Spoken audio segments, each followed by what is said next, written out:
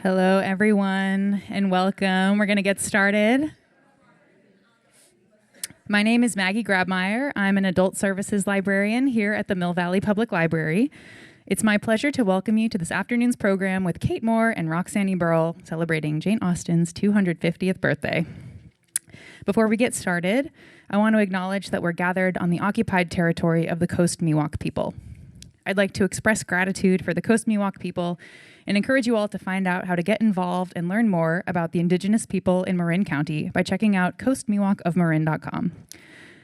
If you haven't already gotten a raffle ticket, you can go to the front and grab a raffle ticket. We've got some wonderful prizes that we'll be giving away at the end. There's also some treats and tea and bookmarks you can help yourself to. Now, by a show of hands, how many of you have read a Jane Austen book? Oh, okay, good. How many of you have reread the same book more than once? Oh, that's a good one. Who's read all 6 Jane Austen novels? Wow. Good job, guys. Okay, now the most important question. Who prefers the 2005 film adaptation of Pride and Prejudice with Keira Knightley and Matthew McFadden? Be proud, guys. Yes, that's my favorite one, too. Okay, and who prefers the 1995 miniseries with Colin Firth and Jennifer Ely? If you want, afterwards, we're all going to fight down at the creek, so no, just kidding. In 2025, Jane Austen still reigns supreme. For centuries, she's comforted us, made us laugh, shaped the way we as a society define a love story, as well as stoked our fantasies about finding an eligible partner with a Regency-era mansion. Today, I'm so excited to introduce 2 local Jane Austen scholars to share some really cool Jane Austen history and to talk about the influence and impact of Austen's work. First up, I'll welcome Roxanne Eberle. From Buffalo, New York, Roxanne earned her Ph.D. from UCLA before moving to Athens, Georgia, where she taught for 30 years. While at the University of Georgia, she taught courses on romantic literature, Jane Austen, the Brontes, Virginia Woolf, and the history of the novel. She's currently finishing up a biography on Jane Austen's contemporary, Amelia Opie, and lives in Mill Valley.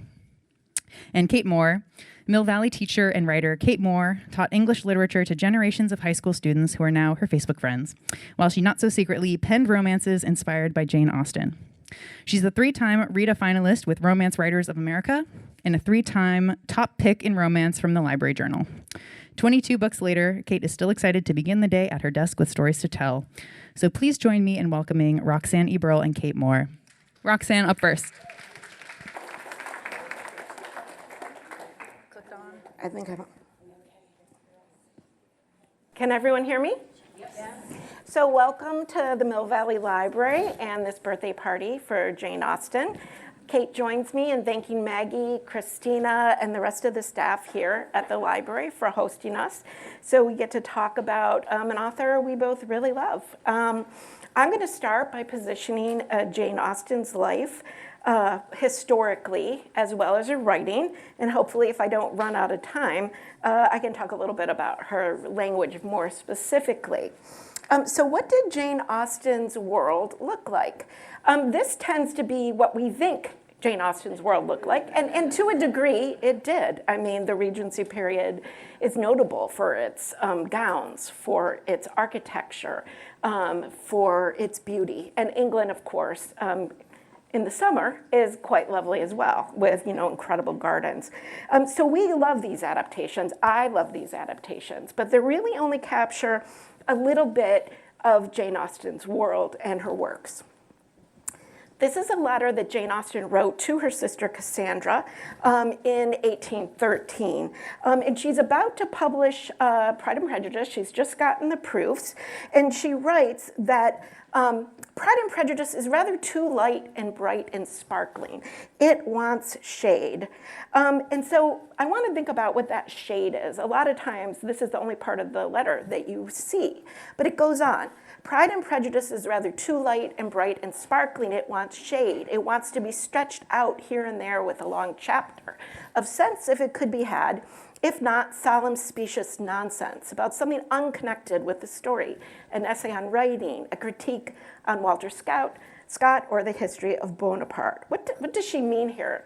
What she's doing is she's really talking about what's not in her novel, which means she's also talking about how her novel is different from her contemporaries.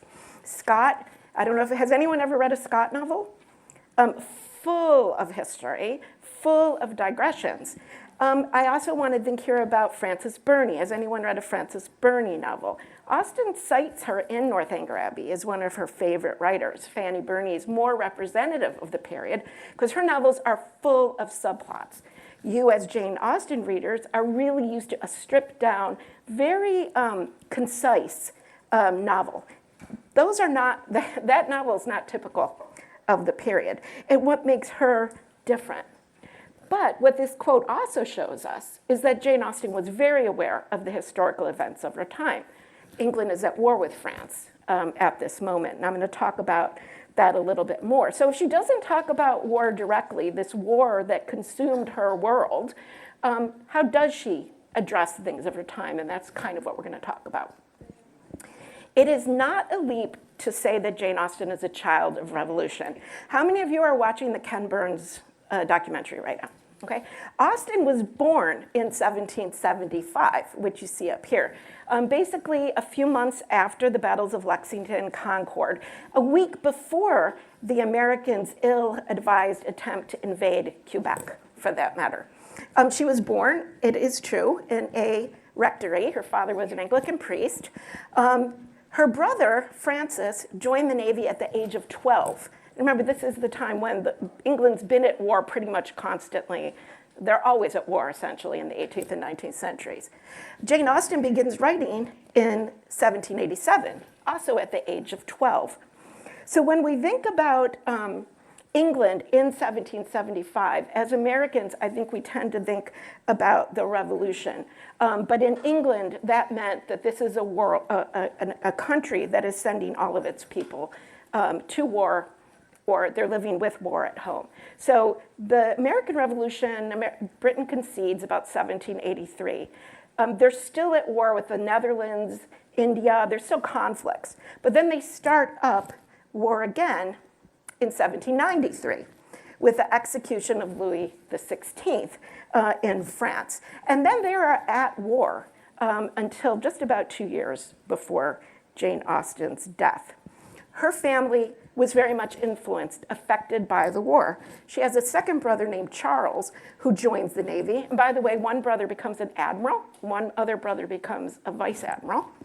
She had a cousin, Eliza, who was married to a Frenchman who was executed in 1796. At this point, Eliza is actually at Steventon, kind of recuperating, understanding her widowhood.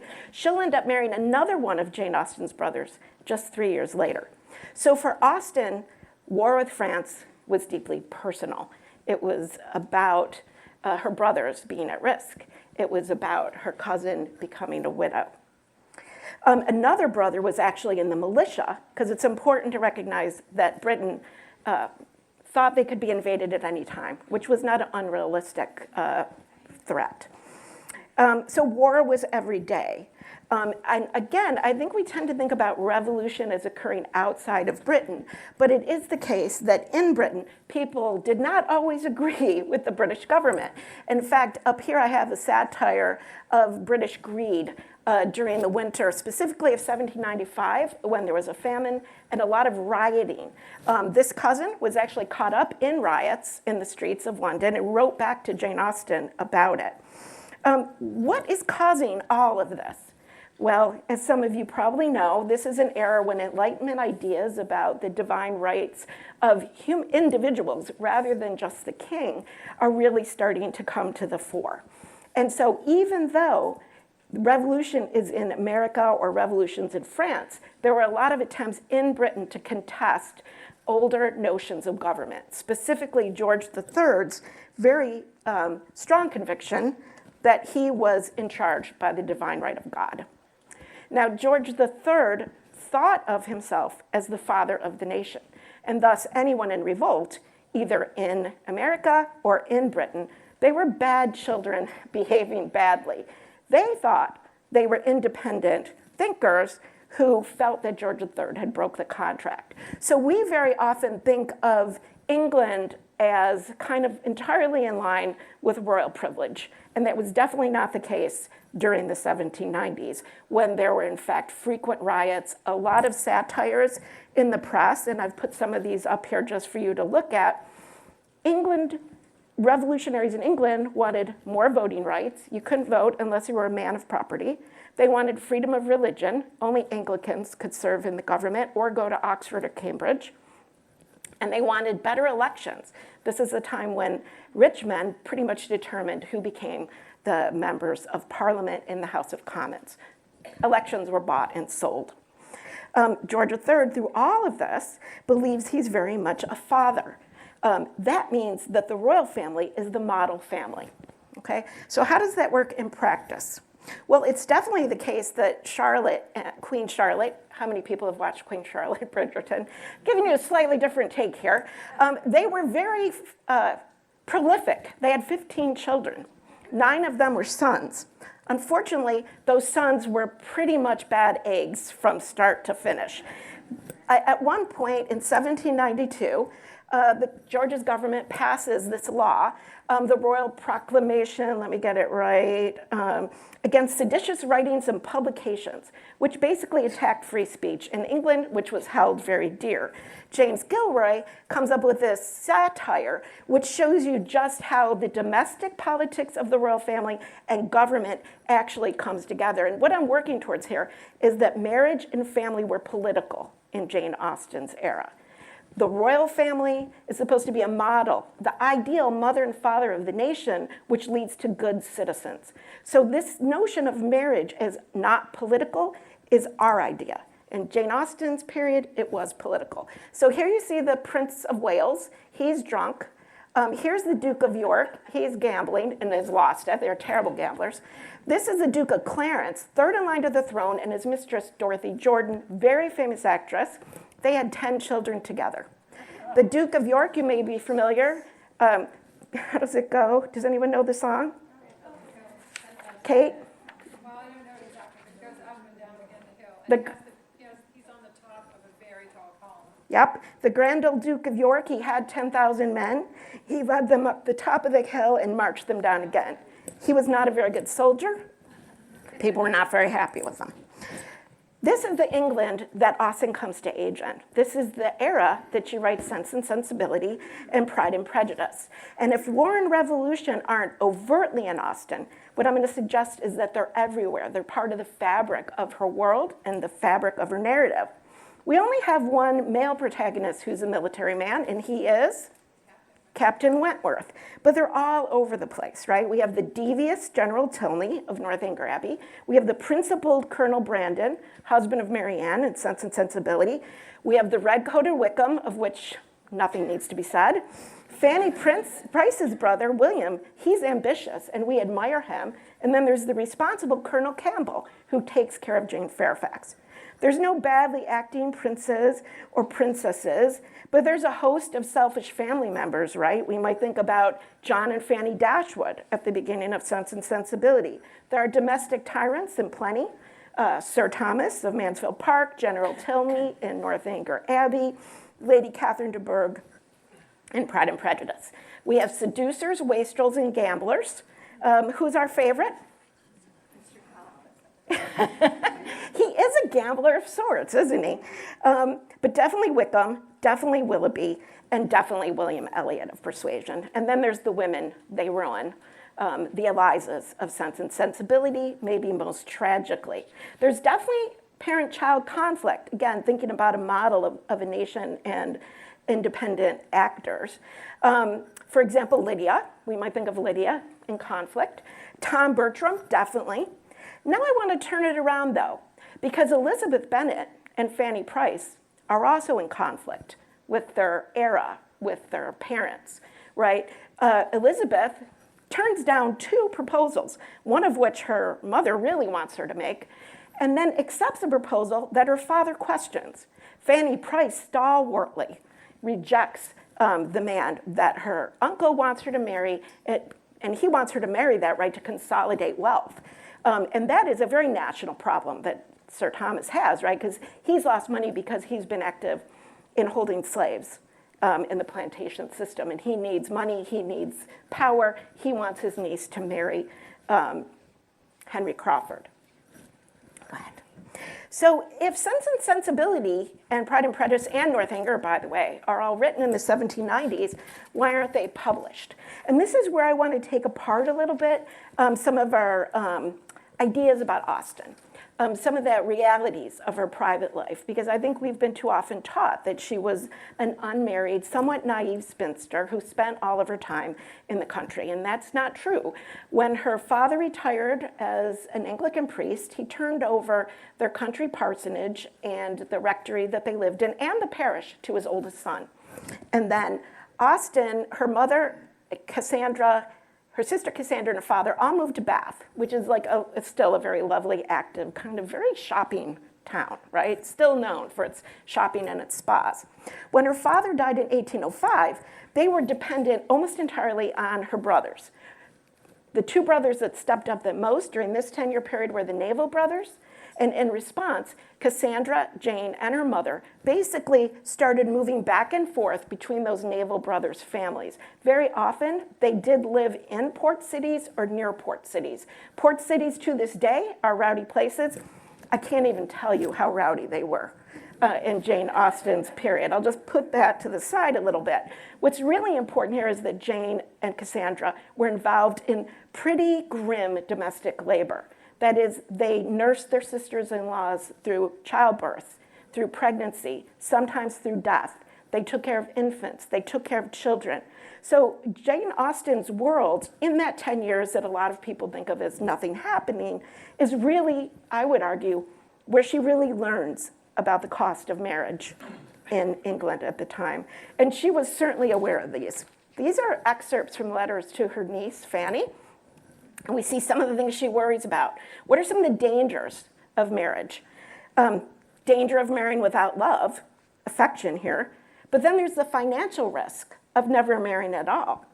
And then there's that cost to what she calls the spirits, the figure, the countenance. That is the cost of domestic labor, right? The social reality, the legal reality, is something that it's really important to keep in mind when you're thinking about Jane Austen marriages. Because legally, once a woman married in England during this period, and by the way, it's not repealed until the 1870s, women had no legal identity. The notion of femme cavert, right up here, is that the woman's legal civil identity is covered over by that of the man. She essentially goes back to being a rib, and thus she has no independent rights.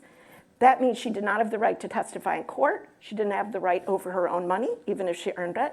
And she did not have right over custody of her children. She also could not bring charges of sexual assault against a man. It would be the husband that did that because it was taking away from his marital right and privilege. So deciding to marry is very difficult. I mean, like a lot is at stake, I guess. And so what do we do with the fact she makes a lot of marriages, right? Arguably, Jane Austen participates in creating the notion of marriage that we have now. That is, that we marry someone we love, that we seek a companionate marriage. Okay, but that was not necessarily or even mostly the case still when she was writing. When does she finally finish her novels? When she finally gets a cottage of her own, if you will. She lives there with her mother and her sister, who took up a lot of the domestic labor so Austen could write. This cottage comes to her from her brother Edward, who was adopted by a wealthy family member, and he gave them this cottage to live in rent-free.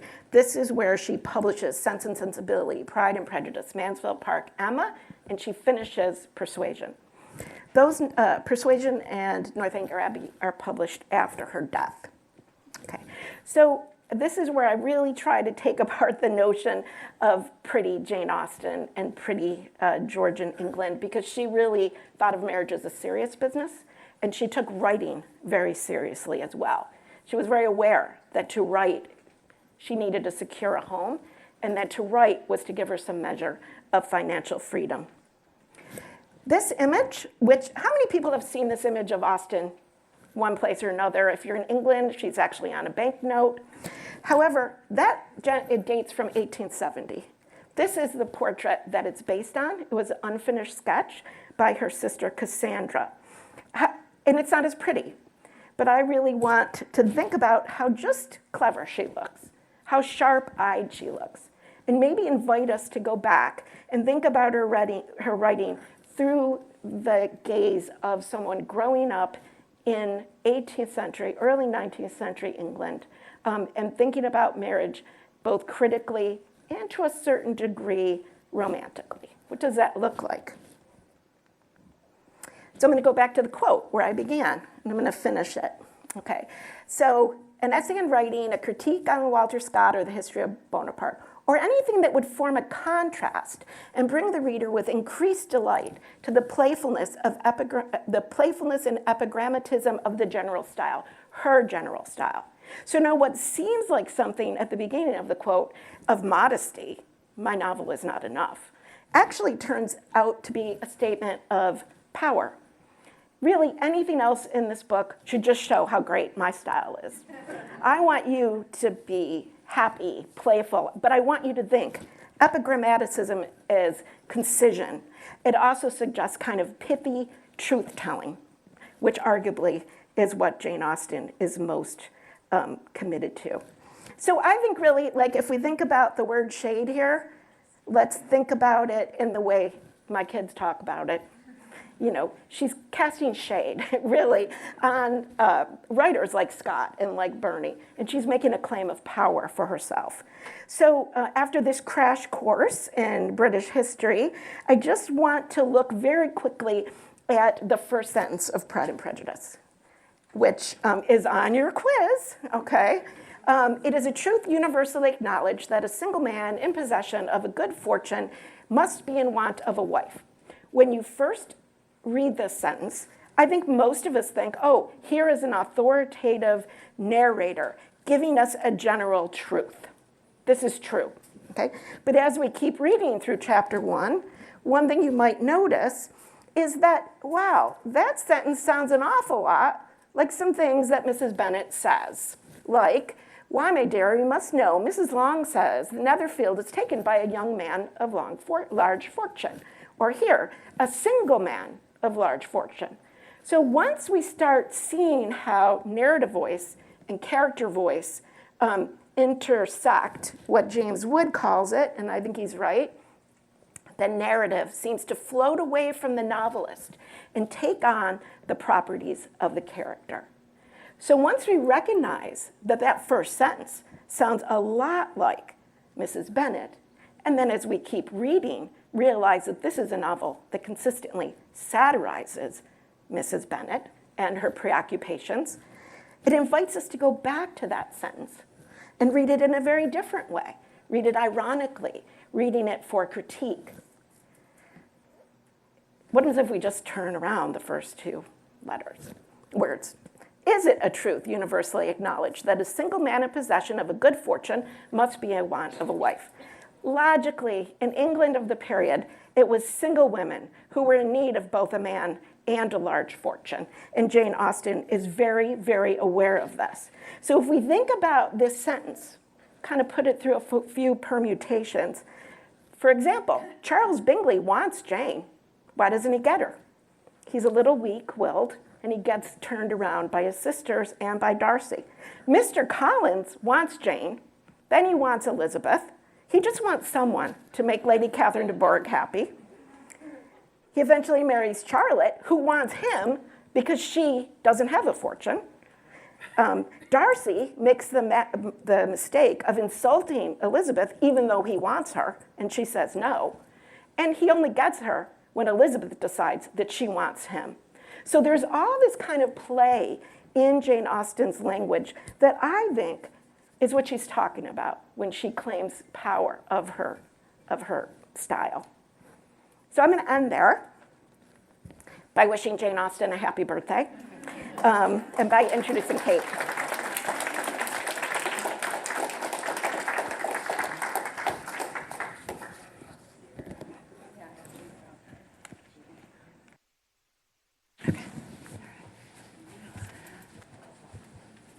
Thanks, Roxanne. That was fun.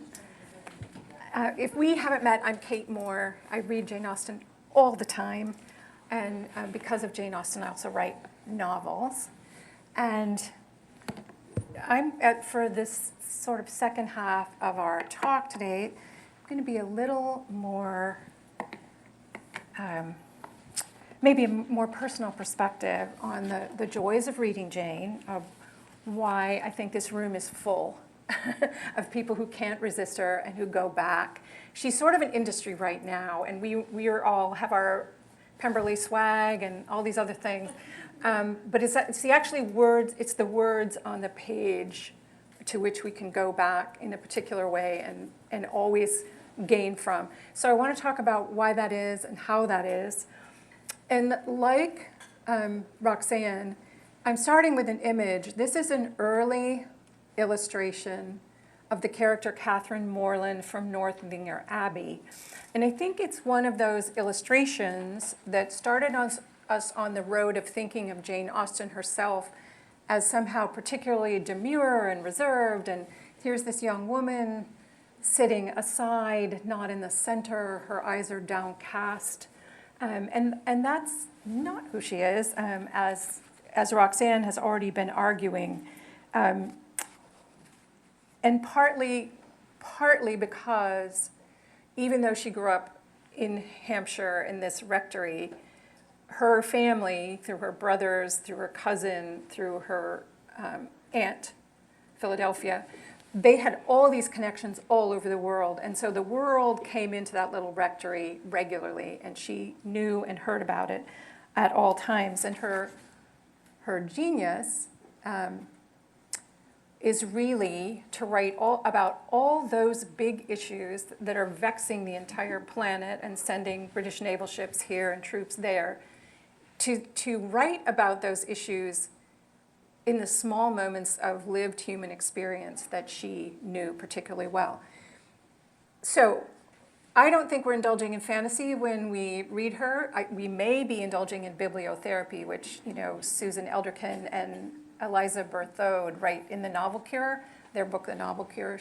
We may be doing that. For me personally, reading Jane Austen over and over again meant that with her aid, I saw my own world much more clearly. And with her aid, I had a vision of the person that I wanted to be in that world. And I also got out a typewriter and started writing. So this next picture, I think, gives us a much better idea of who she is and how she came to write what she did. This is an Italian painting whose painter's name I'm just not summoning up at the moment. But it's a Regency family in comfortable circumstances.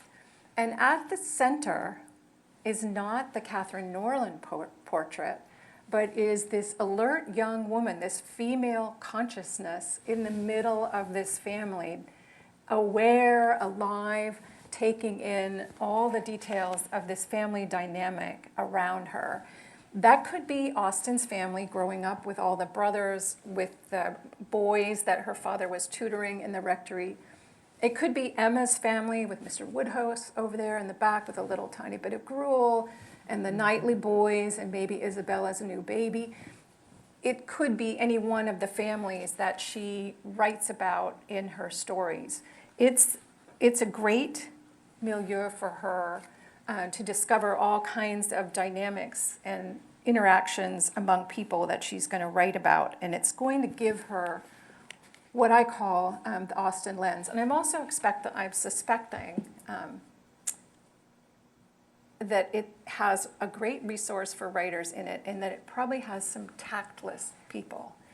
Tactless relatives are a great resource for a writer, and I'm pretty sure that she had some. And so this lens, this way she had of looking at the world develops, and it is a lens of taking away illusion and distortion. Bridgerton is about building it all up with sets and color and music and wonderful dancing.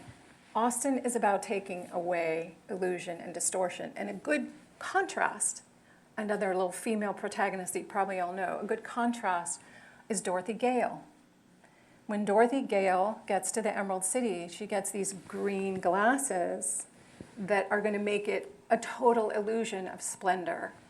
When you start reading Austen and paying attention to the sentences, as Roxanne was talking about, you take away the green glasses. You are taking away illusion and looking in an unflinching way at your world. And just to remind everybody, every one of the novels has an illegitimate child or a case of adultery. Every single novel that she wrote. She did not ignore what was going on around her. So how do we put on that Austen lens? As a writer, how does she get us to do that, to take that on ourselves and begin to look at the world through her eyes? Well, she gives us the bourgeois heroine. And we are going to follow this bourgeois heroine into the marriage plot story.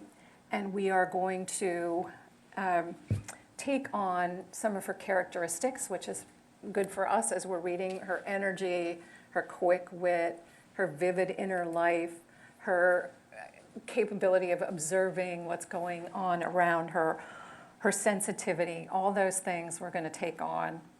In just one example, when Elizabeth Bennet goes to the Netherfield Ball in chapter 18 of volume 1, she goes through 20 separate emotional states in the ball, which I will just read you. It's like a Brené Brown book here.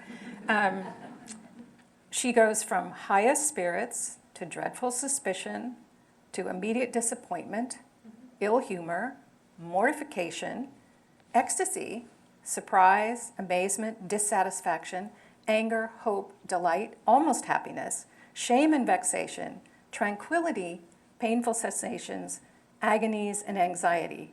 And we feel with her, we feel with Elizabeth. We have followed her into this experience and go through this emotional roller coaster ourselves. And for, as Roxanne, I think, mentioned, Austen incorporates, she doesn't spare her heroines, she incorporates into their stories difficulties, difficult, hard moments. And what they all have is a kind of resilience. And that's something that we get to borrow from her as well when we're reading the stories. We get to borrow the resilience of these heroines. Paula Byrne, who is a great Austen scholar, who's written a biography of Austen, other books, and recently a book called The Genius of Austen. Paula Byrne is running a program for incarcerated people that she calls Relit, that involves reading Austen in prison, for exactly this reason, that it's a way of building resilience that people need in hard times. Now, if you're looking at the screen, you'll see that this Austen heroine is facing a number of issues as she enters her story world. And we're going to talk about them. So let's talk about maybe the first one of these. Must a woman marry? I'm going to turn to the opening of a book from 2007 that riffs on two Austen sentences, two opening sentences of Austen. And the book is by Shannon Hale, and it's called Austen Land, about a thriving young woman from New York with a good job who goes to participate in sort of a cosplay, I don't know what, reality thing in England, place called Austen Land. Here's how that novel begins, 2007. It is a truth universally acknowledged that a 30-something woman in possession of a satisfying career and a fabulous hairdo must be in want of very little. And Jane Hayes, that's Hale's heroine, pretty enough and clever enough, was certainly thought to have little to distress her.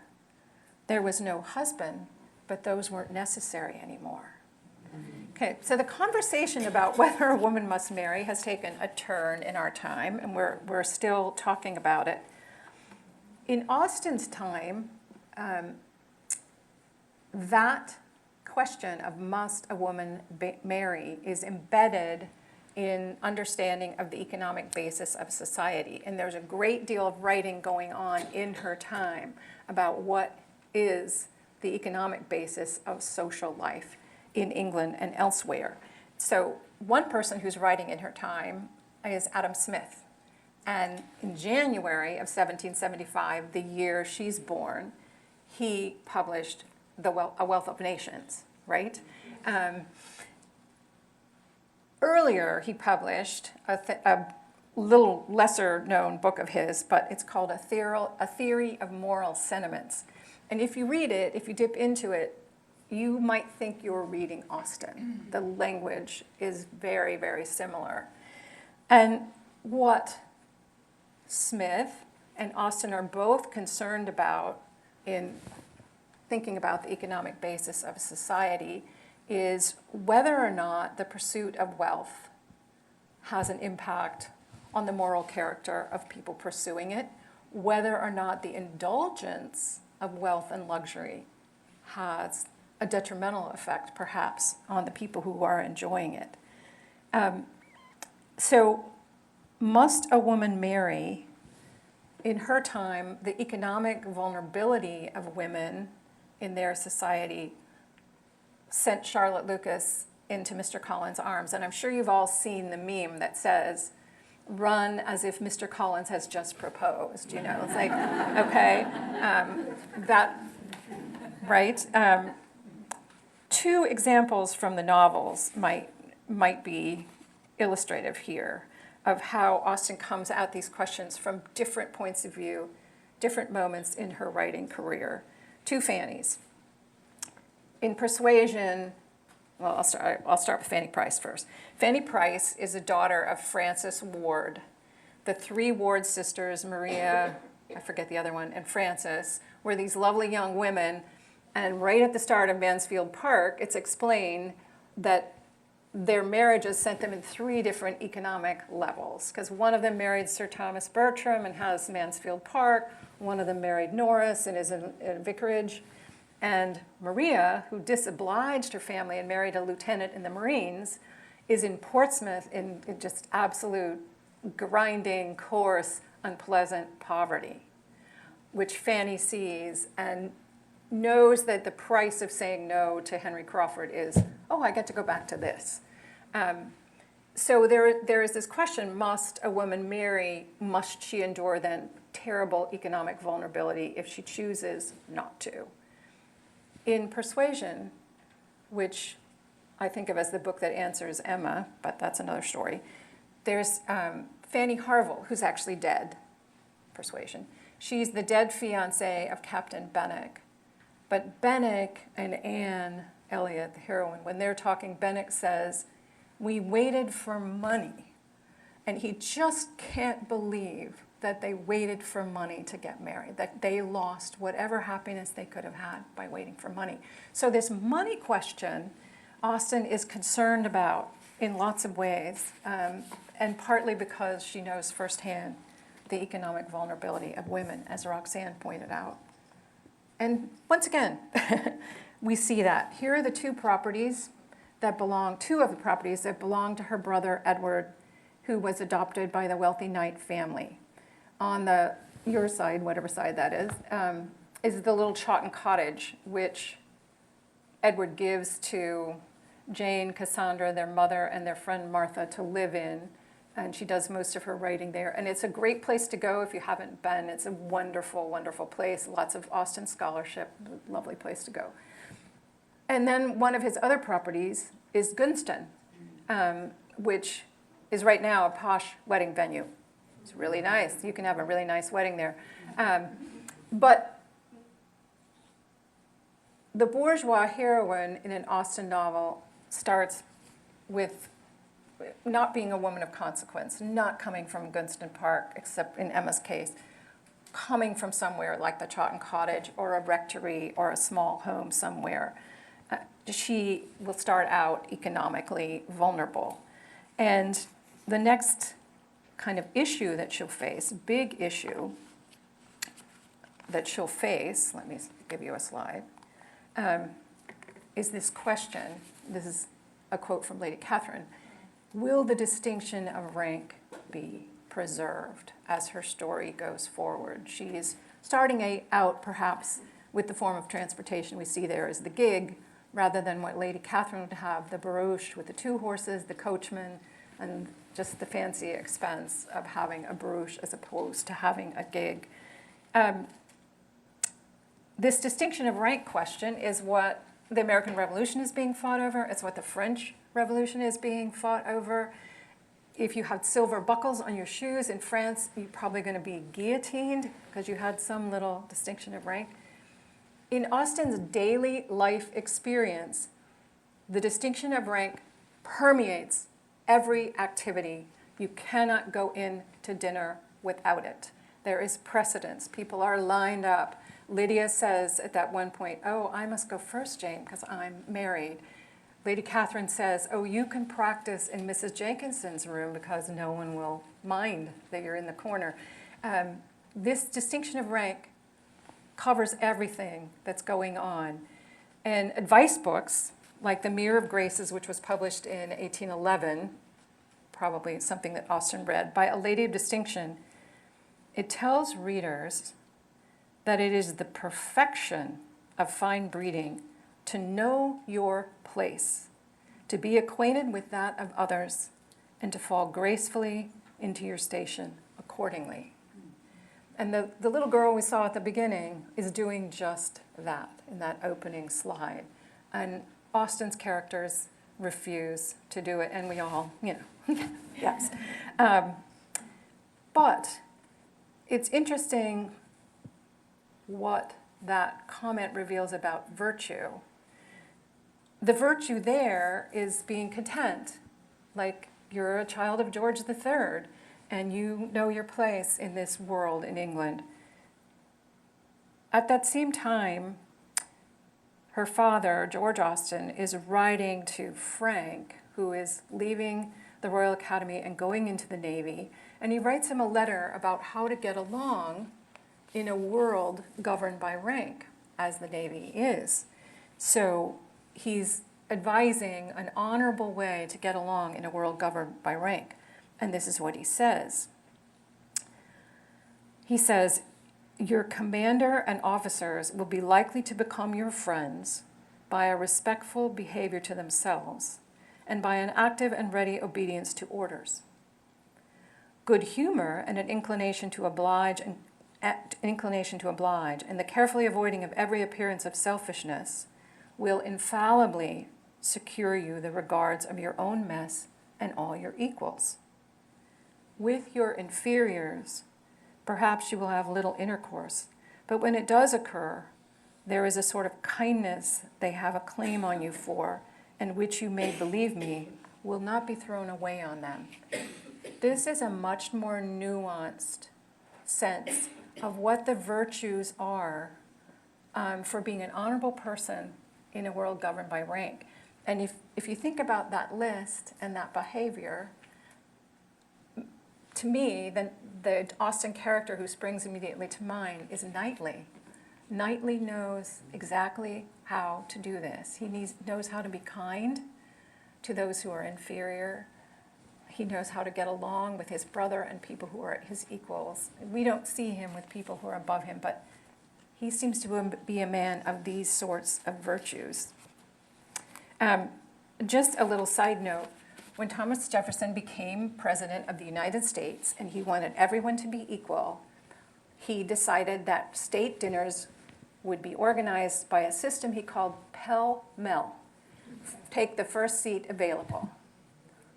It did not work, and Madison scrapped it as soon as he became president.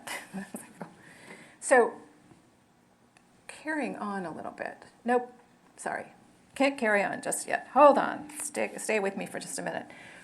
Austen then, I just talked about those virtues. Austen does a lot of juxtaposing, which Chaucer also did, which Shakespeare does in Macbeth, just pointing out, between the social hierarchy that's governed by rank and a hierarchy of moral virtue, that she's often juxtaposing and contrasting those two things. And the Dalrymples are very high, but they're kind of dull and they don't have any particular merit.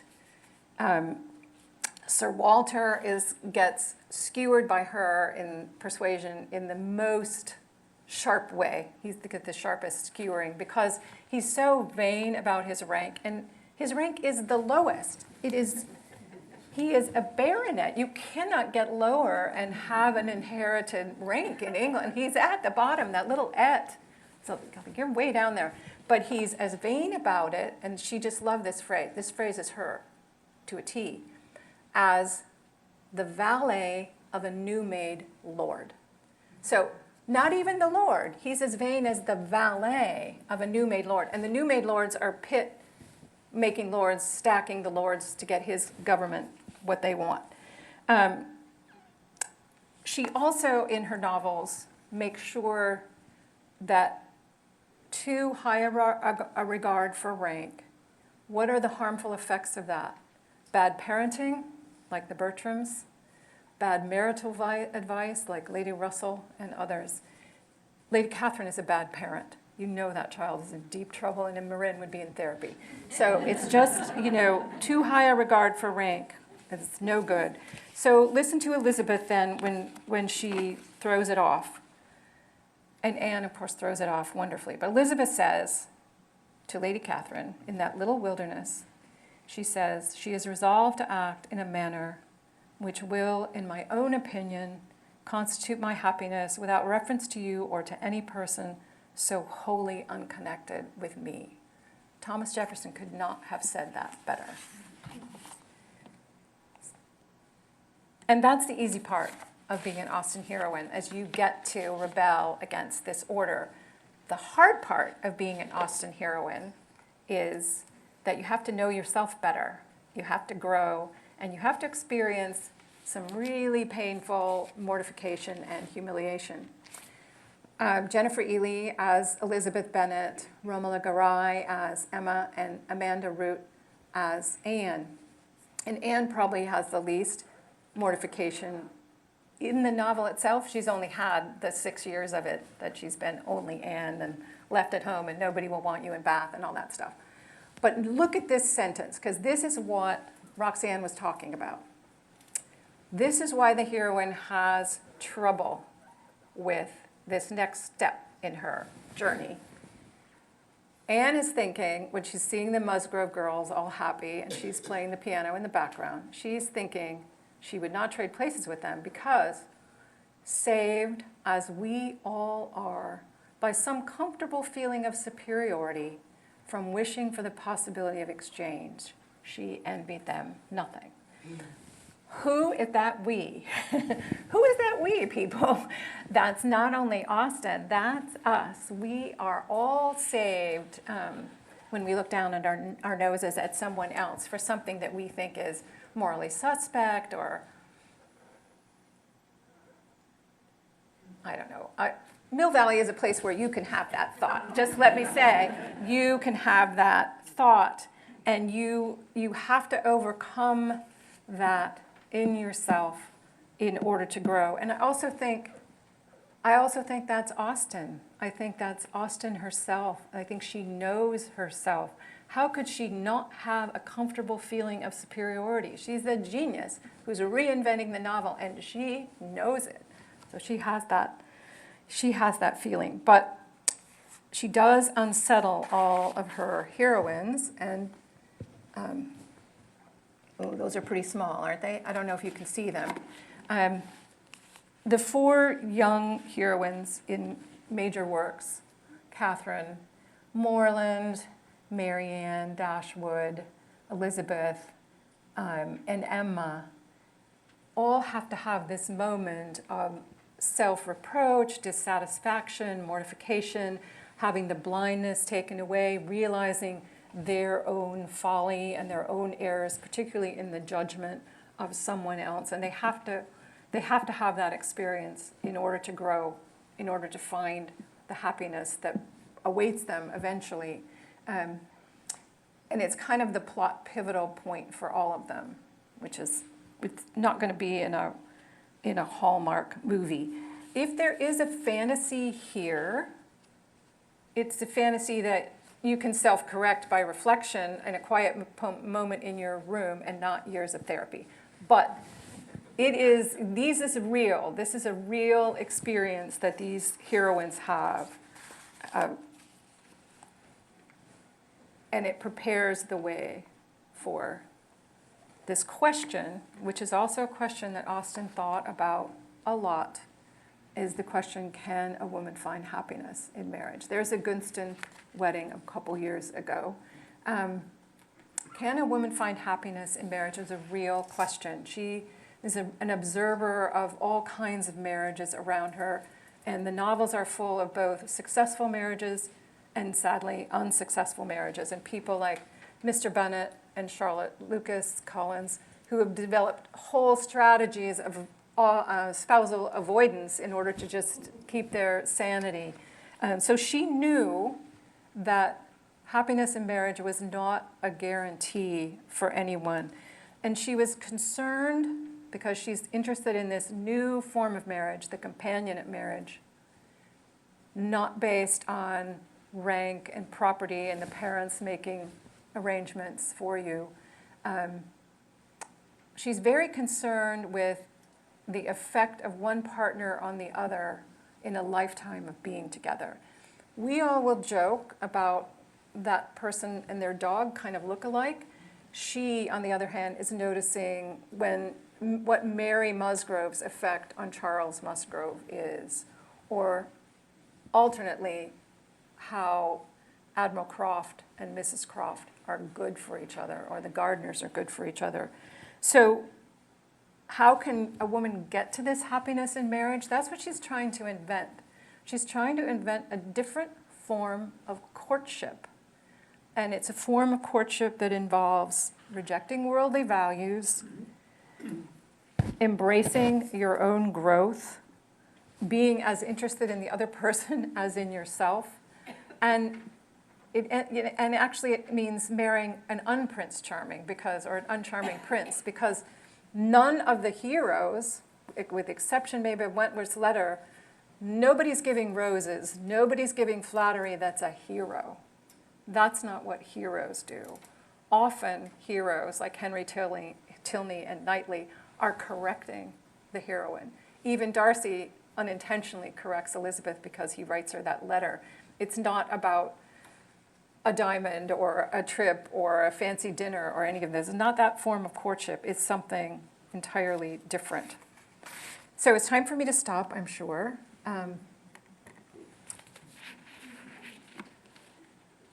Austen greatly admired Samuel Johnson, and I think she lives up entirely to his standard of writing, that the aim of writing, the end of it, is to enable readers to enjoy life or to better endure it. And certainly I find that when I go back to her. And more than that, I think she's a scholar of the human condition, Jane Austen, and she offers, I think, us a way that we can be in the world. We can be clear-eyed, we can be forbearing, we can be unintimidated by mere wealth, we can be capable of facing our own faults, we can be self-forgetting in times of crisis, we can be kind to Miss Bates, stand up to Lady Catherine, and be patient with Mr. Woodhouse. So I urge you all to get your copy of Austen that you've got at home and open it and dive back in. And Meg is going to finish off our presentation today, and thank you so much for coming. Thank you. All right, so we do have some time for questions, but before we dive in, I wanted to reveal the trivia answers. So for those of you who filled out the trivia form, I'm going to be so for real, I would not have gotten all of these right. My colleague Christina helped with these. Okay, so the first one's easy, I think. What is the missing word in the opening line of Pride and Prejudice? It is a truth universally acknowledged. Yes. Okay, question 2. Which of these places was Jane Austen's childhood home? Anyone know the answer? It was Steventon Rectory, correct. Number 3, who was initially listed as being the writer of Jane Austen's first published novel, Sense and Sensibility? A lady, correct. 4, which 2 books are set partially in Bath? Yep, the first one, Persuasion and Northanger Abbey. Question 5. In which book is a young lady secretly apologized to during a game involving letters? Emma, correct. 6. Complete the quote from Emma. There is no charm equal to tenderness of heart. Okay. 7. You pierce my soul. I am half agony, half hope. I have loved none but you. Which character said that? That's Captain Wentworth. Okay, question 8. How many of Jane's novels were published during her lifetime? If you were paying attention during the lecture, you would know the answer to this one. It's 4. Okay, what book was Jane Austen writing at the time of her death? That's Sanditon. Good one. Okay, and question 10. Where is Jane Austen buried? Winchester Cathedral. Awesome. Great job. I'm sure you all got A+. Now I'm going to come around with the mic. I'm going to invite our speakers back up. And if anyone has any questions, we have a couple of minutes to take some questions from the audience. And then afterwards, we'll do the raffle drawing. Any questions? Yep, there's one right here. Do we have any indications about how Jane Austen saw slavery? So there's been a huge amount of work on that lately. Devaney Loser has a new book called Wild About Austen, but it's been talked about for a pretty long time. In the 1980s, early 90s, the thought was that she was conservative on the subject and didn't really have anything to say about it. One thing that's happened, though, is her brother Francis, the naval man who became an admiral, he was actually, and this was actually in my presentation at one point, he was charged with enforcing the prohibition against the slave trade, an act that was the International Slave Trade, which was passed in 1807. And he was staunchly abolitionist and wrote back to Jane Austen in detail about that. Jane Austen's favorite poet was William Cooper, who was also a staunchly abolitionist poet. So it's a matter of question because so many of Austen's letters were destroyed by her sister. My personal feeling is, as a lover of Cooper, as a traditional Christian in a lot of ways, she was sympathetic to abolition. Kate? Yeah, there's one other little avenue, which may be a little obscure, it's very scholarly, is the people who study her naming practice. Yeah. I mean, her naming practices suggest that she's abolitionist because of the names that she chose, particularly in Mansfield Park, suggest her leanings in favor of the people who were moving England away. It takes a long time for England to get away entirely. But Lord Mansfield, who seemingly she named Mansfield Park after, was a British magistrate who famously kind of tries to. It's complicated, but he basically repeats something that Elizabeth I had said many decades before, which is that the air of England is too free. Once you breathe the air of England, you are free. And that was understood by abolitionists to mean that there could not be slavery inside of England. There's also a good reason for the English to feel that way because they don't want to go back to serfdom and fiefdom. So it was not popular in England to have this notion of enslavement, given how recently really the working poor had been in that kind of situation. Okay, there's a question here in the back. Thank you for sharing your expertise with us. It feels like Jane Austen continues to be so current all the time, especially when we keep seeing all of these movies and TV shows, and her work still gets assigned in classrooms today. Can you talk a little bit about the reception, the current reception at her time of life, and how word spread about her work, and what drew people, how people found out about it? Just briefly, she had a lot of trouble getting published, and publishers were not great. And she had one book where her brother had to sort of go and shake the guy down and said, "Look, here's the £10, give me the book back." But once she got published, she started to hit her trajectory. She had a really good trajectory right from the beginning when she got published. Then Henry, the brother who was married to the woman whose husband got guillotined, Henry was ill, and the Prince Regent's doctor was looking at him, and Henry let it out who wrote that book. And of course, then the Prince Regent is asking through his obsequious secretary for her to dedicate a book to him. And she's really starting to build, and Murray, who is the publisher, the hot publisher who knows how to make money publishing books, he brings her over. And she does a lot of her work negotiating for her rights to those books, and her own handling the business of being a writer herself. And without her illness, she would have just gone, she was moving. My husband actually just asked me this question. I did all this research about it. So Murray publishes Persuasion and Northanger Abbey. But then Austen goes out of print for about 10 years. And then the copyright's bought by this publisher named Bentley. Bentley was one of the first people to do what we would call kind of cheap mass market publishing. And Jane Austen's been in print ever since that time. And so it's really, Sir Walter Scott starts to really celebrate her life in the 1820s, and he celebrates her work.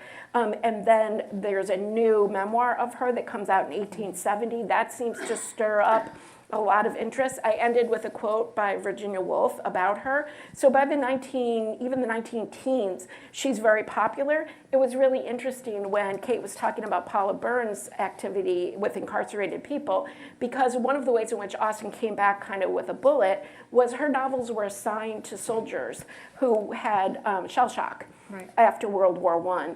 And it's kind of from then on, it just kind of steamrollers. And her work is more acceptable to us, raised on kind of modernist short fiction. I actually primarily work on Austen's contemporaries, all who wrote much bigger, much crazier, much more elaborate kinds of novels. But that kind of concise style, I think, speaks more to a kind of a modern and modernist sentiment. Just go, I might have missed it because I went to the restroom, but so was she famous? No. Or was this like a Van Gogh kind of? She was not. She was not famous. She was not famous. By the time she publishes Emma, right, she knows that the Prince Regent the doctor tells them the Prince Regent reads her novels. The Prince Regent's daughter was a fan of Jane Austen's novels. She's read, but she's not famous. The woman I'm writing the biography on, she was legitimately famous. And they get reviewed together at one point, and Jane Austen is really a minor character. But she's starting to get known, and it's important for us to keep in mind that the reading public, although growing, was relatively small. Once Austen starts to let her name out, people do know she's an author, but it's not like people are waiting for her next novel. If you want to read a fun book that imagines if she had kept living, it's called the Jane Austen Project. And it's about these time travelers who go back. I don't want to ruin it, but let's just say more novels are written.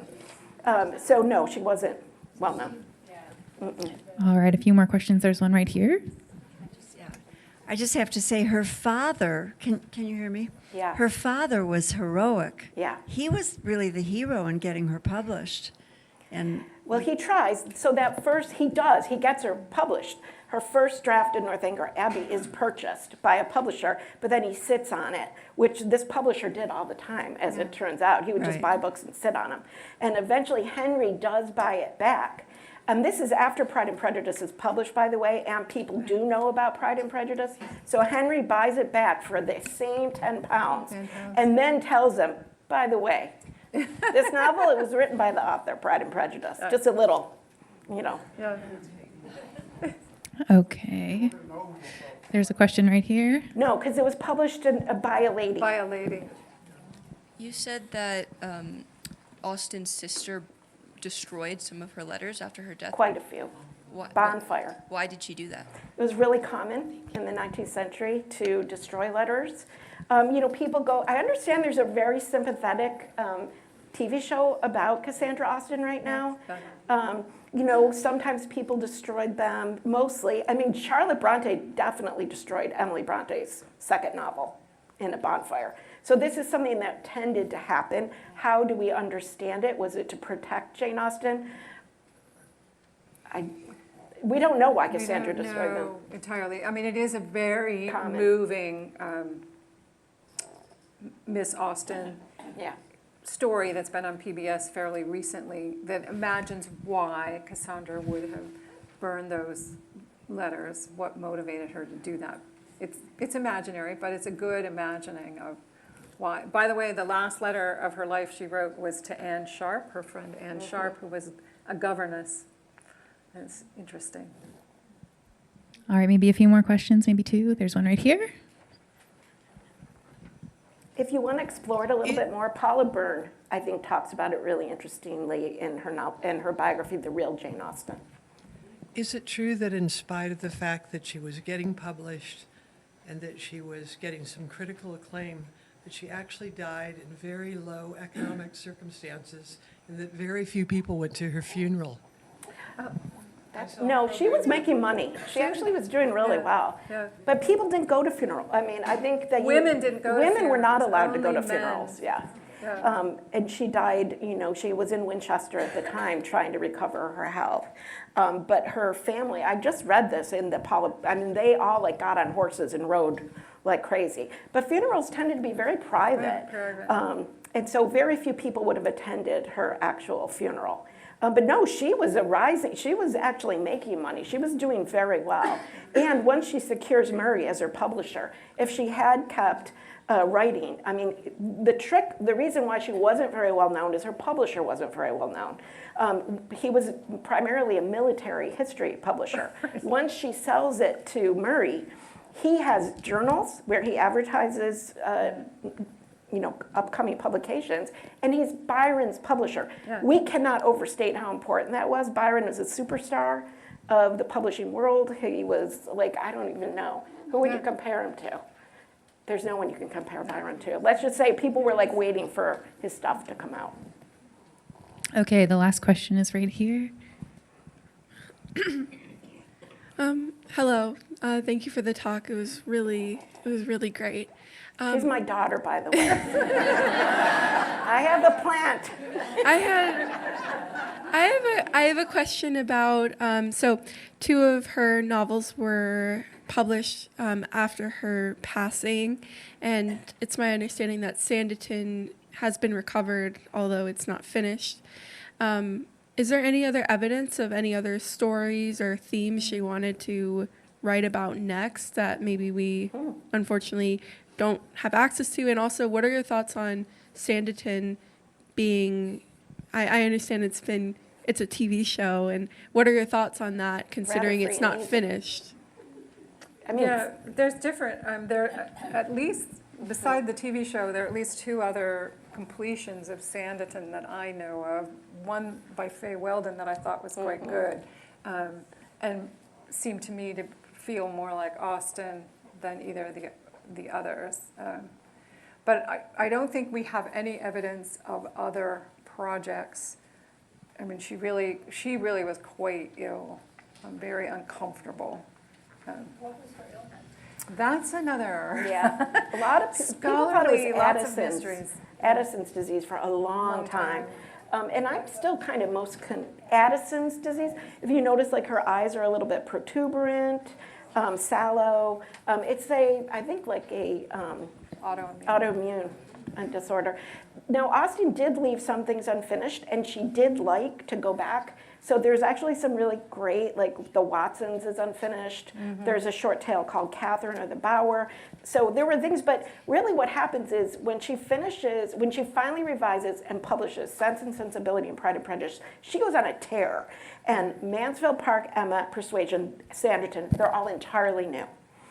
So I kind of think she was really excited about going into all kinds of new directions. And Sanditon, is really different. New direction. Yeah. It's a really interesting new direction for her that she's gone into at that point. So we lost her at a point where she was at the height of her powers and she was going in some new direction. We don't know where.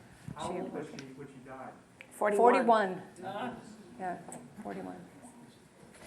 But if you read that book, The Jane Austen Project, she can live on. And she can live on today as we talk about her legacy. Thank you all again so much for coming. Let's thank our speakers one last time.